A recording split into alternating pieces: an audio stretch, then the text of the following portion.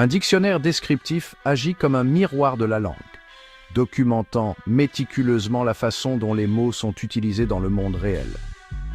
Au lieu de dicter ce qui est correct, il embrasse la diversité et l'évolution de la langue, reconnaissant que l'usage détermine, en fin de compte, le sens. Prenons par exemple le mot « cool ».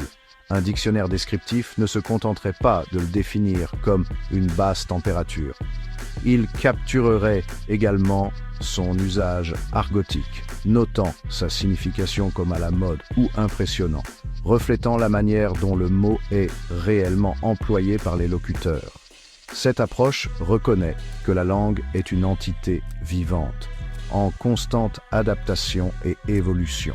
Les dictionnaires descriptifs s'efforcent de saisir cette nature dynamique, fournissant un aperçu complet de la langue en action. Ils constituent des ressources inestimables pour comprendre les nuances et les complexités de notre façon de communiquer. Contrairement à leurs homologues descriptifs, les dictionnaires prescriptifs adoptent une position plus autoritaire. Ils visent à établir et à maintenir un usage correct de la langue, s'appuyant souvent sur des règles grammaticales établies et des normes littéraires. Imaginez l'entrée d'un dictionnaire prescriptif pour le verbe « se coucher ». Il insisterait probablement sur la distinction entre son passé simple, « coucha », et le passé simple de « mentir », qui est « menti ». Cet accent mis sur la grammaire et l'usage approprié découle d'un désir de préserver la clarté linguistique et d'empêcher ce qui est perçu comme une dégradation de la langue. Les dictionnaires prescriptifs agissent comme des gardiens de la langue, guidant les utilisateurs vers ce qui est considéré comme des formes d'expression plus formelles et correctes. La création d'une entrée de dictionnaire est un processus méticuleux qui implique une compréhension approfondie de la lexicographie. Cela commence par l'identification des différents sens du mot et la fourniture de définitions claires et concises pour chacun d'eux.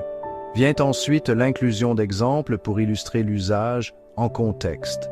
Ces exemples peuvent être tirés de la littérature, du journalisme ou même de conversations quotidiennes, illustrant la polyvalence du mot. L'information étymologique, retraçant les origines et l'évolution du mot, ajoute une autre couche de profondeur. Les guides de prononciation et les classifications grammaticales améliorent encore l'utilité de l'entrée. Le résultat final est un aperçu complet et informatif du mot, offrant un aperçu de son sens, de son usage et de son histoire. Section 4. Banque dans Le Petit Robert, une approche multifacette. Le Petit Robert, un dictionnaire français renommé, illustre une approche descriptive.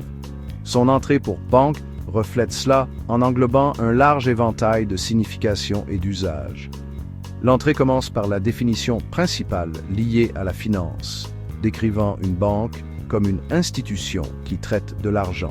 Cependant, elle va au-delà de cette définition de base pour inclure d'autres significations, telles qu'une banque de nuages ou une banque de sièges.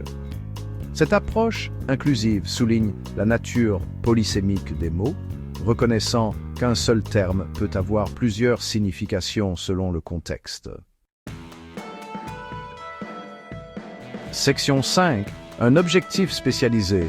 Banque dans un dictionnaire financier. En revanche, un dictionnaire spécialisé axé sur la finance présenterait banque sous un angle plus spécifique. Sa définition explorerait probablement les subtilités des opérations bancaires, y compris des termes comme banque d'investissement, banque de détail et banque centrale. Les exemples fournis seraient tirés de textes et de discussions financiers, illustrant l'utilisation du mot dans le domaine spécifique de la finance. Cette approche spécialisée s'adresse à un public spécifique, fournissant des informations approfondies, pertinentes à son domaine d'expertise. Section 6.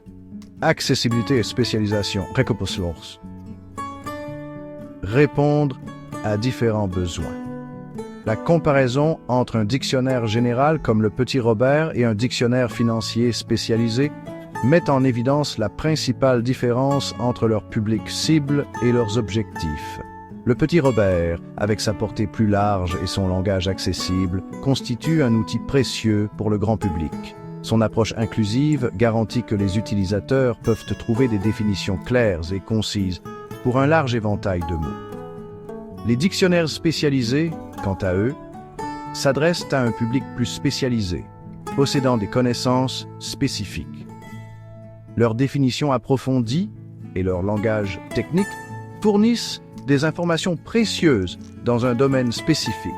En fin de compte, le choix entre un dictionnaire descriptif et prescriptif ou un dictionnaire général et spécialisé dépend des besoins et des objectifs de l'utilisateur.